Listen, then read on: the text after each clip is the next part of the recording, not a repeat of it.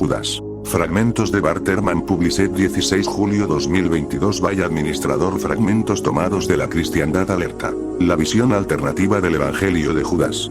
Orvar de Herman, profesor de la cátedra James A. Gray y de estudios religiosos en la Universidad de Carolina del Norte en Chapel Hill, y experto en cristianismo primitivo. 1. El Evangelio recién descubierto presenta a un Judas bastante diferente del que habíamos conocido. Aquí no se trata del discípulo de Jesús malvado, corrupto y diabólico que traicionó a su maestro entregándolo a sus enemigos.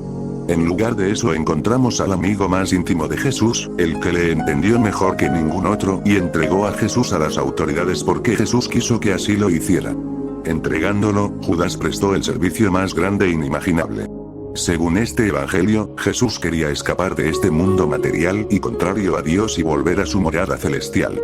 Este evangelio contiene concepciones completamente diferentes de Dios, del mundo, Cristo, la salvación y la existencia humanas, por no hablar del propio Judas, del cuerpo de creencias cristianas que quedó establecido como canon. 2. Ireneo es uno de los primeros y mejor conocidos refutadores de herejes de la antigüedad cristiana. Ireneo escribió un trabajo en 5 volúmenes que atacaban a los herejes, los que sostienen falsas doctrinas, y expuso un punto de vista que a él le parecía ortodoxo correcto. En esa obra menciona diversos grupos heréticos. Uno de los textos erróneos que cita es el Evangelio de Judas.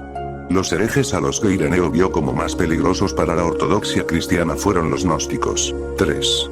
Aquí debo explicar en términos generales lo que tenían en común las diversas y extendidas sectas gnósticas, y por qué escritores ortodoxos como Ireneo los veían como una amenaza. El término gnosticismo deriva de la palabra griega gnosis, que quiere decir conocimiento. Gnósticos son los que tienen el conocimiento. ¿Y qué es eso que saben?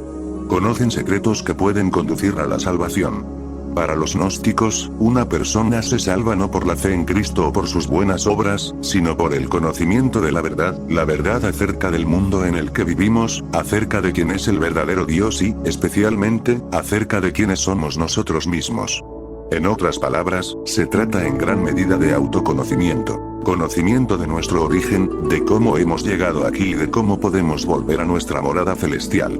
Según la mayoría de los gnósticos, este mundo material no es nuestra casa.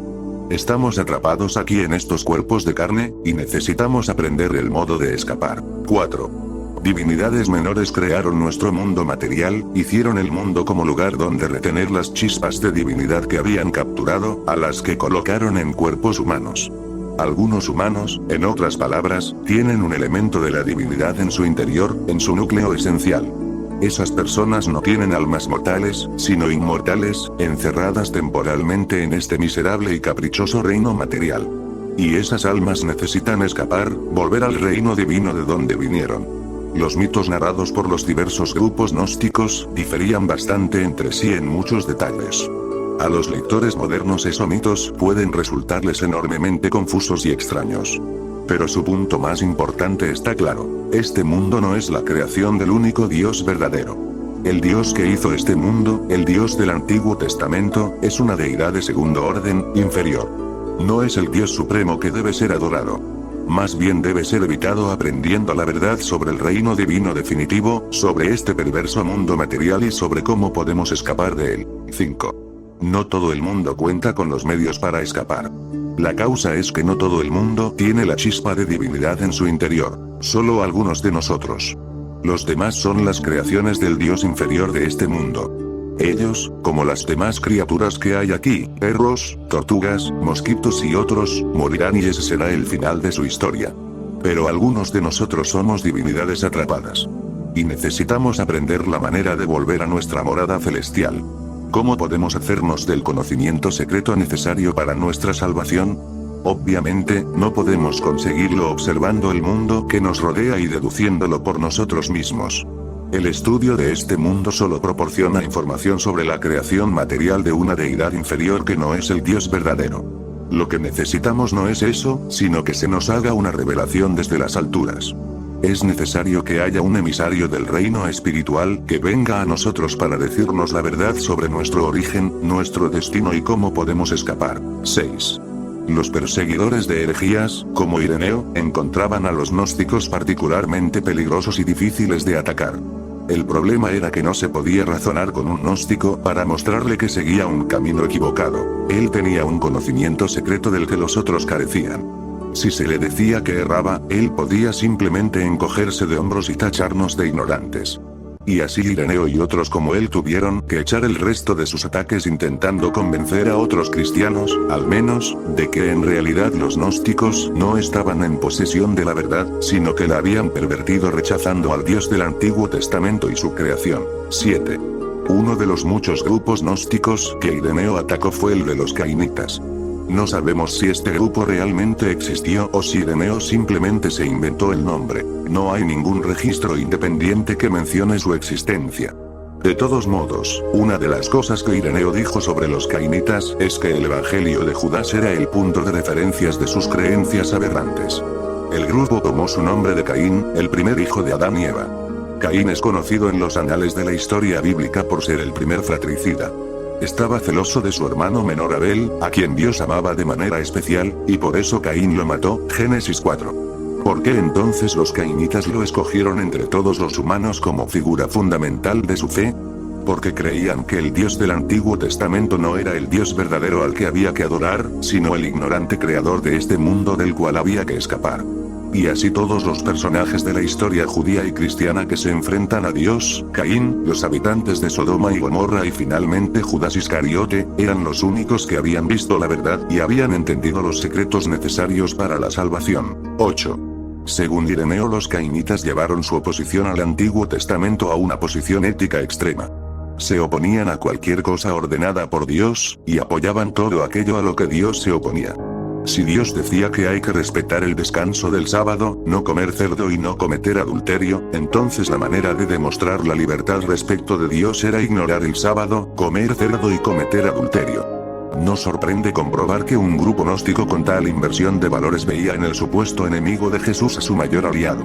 Según Ireneo, los cainitas tomaban como autoridad el Evangelio de Judas.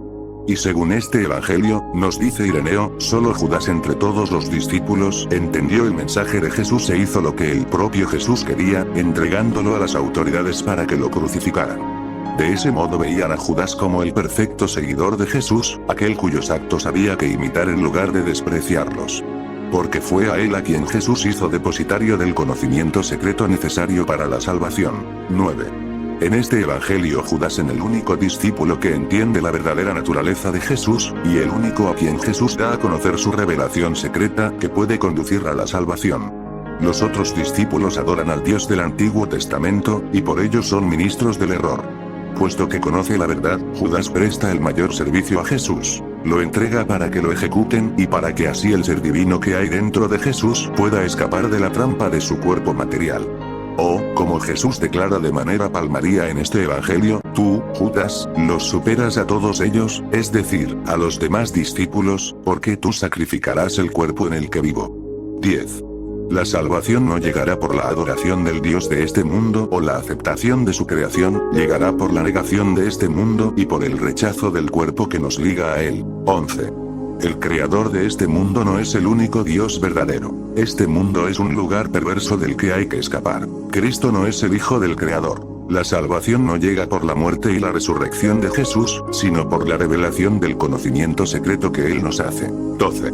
Está claro que Jesús no pertenece al Dios de este mundo. Uno de sus propósitos, de hecho, es revelar la inferioridad y la bajeza moral de ese Dios antes de volver al reino divino, el mundo perfecto del Espíritu, tras abandonar su cuerpo mortal. 13. No hay necesidad de reconciliación con el Creador de este mundo, que no es más que un rebelde sanguinario. Por el contrario, lo necesario es escapar de este mundo y de su Creador. 14. Adoran al Dios de los judíos, pero ese Dios es un tonto atolondrado. Él creó este mundo, pero el mundo no es bueno. Es un pozo negro de miseria y sufrimiento. El verdadero Dios nunca tuvo nada que ver con este mundo. Es preciso escapar de este mundo, no integrarse en él. Los cristianos protoortodoxos difunden una falsa religión. Solo la religión enseñada secretamente por Jesús a su más íntimo seguidor, Judas, es definitivamente verdadera. Fragmentos del Evangelio de Judas 1. Sabiendo que Judas reflexionaba sobre algo elevado, Jesús le dijo, mantente alejado de los otros y te explicaré los misterios del reino. Puedes alcanzarlo, pero a costa de gran sufrimiento. 2. Jesús dijo: ven, que puedo enseñarte secretos que nadie ha visto.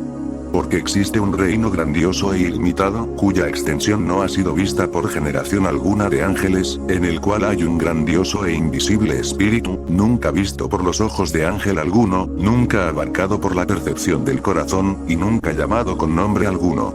3. Dios ordenó a Miguel entregar a los hombres sus espíritus en préstamo, de manera que pudieran rendir culto, pero el Gran Uno ordenó a Gabriel dar a la gran estirpe espíritus que no estuvieran sujetos a señor alguno, es decir, el espíritu y el alma. 4. En verdad yo te digo, Judas, que aquellos que ofrecen sacrificios a Saclas, Dios, todo lo que es malo. Pero tú los superarás a todos ellos, porque tú sacrificarás el cuerpo en el que vivo. Tu trompeta ya se ha alzado, tu cólera se ha encendido, tu estrella ha mostrado su fulgor, y tu corazón se ha vuelto fuerte. 5. La gran estirpe de Adán será enaltecida, porque antes que el cielo, la tierra y los ángeles, esa estirpe, que viene del reino eterno, ya existía. Mira, ya se te ha dicho todo. Levanta tus ojos y mira la nube y la luz que hay en ella, y las estrellas que la rodean. La estrella que marca el camino es tu estrella. Judas alzó sus ojos y vio la nube luminosa, y entró en ella. Los que estaban en tierra oyeron una voz que venía de la nube y decía: gran estirpe,